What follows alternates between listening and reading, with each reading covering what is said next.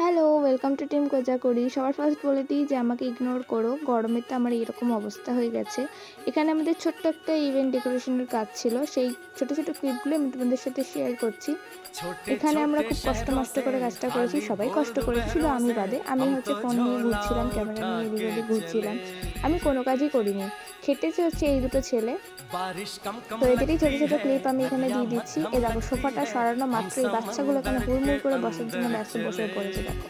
এই ভাইকে আমি বলছিলাম একটু তাকা, একটু তাকা, একটু হ্যান্ডসাম যত তোকে লাগে, চশমাটা একটু তুলে নেই। আর এই আমাদের বেলুনওয়ালা কাকা তো বেলুন নিয়েই ব্যস্ত রয়েছে।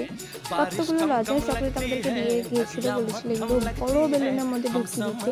সেই সব আমরা করেছি, বাট তোমাদেরকে সবটা দেখাতে পারিনি। এটা হচ্ছে আমাদের লাস্ট ফিনিশিং, মানে হচ্ছে যাতে বেলুনটা একটু প্লেস করে।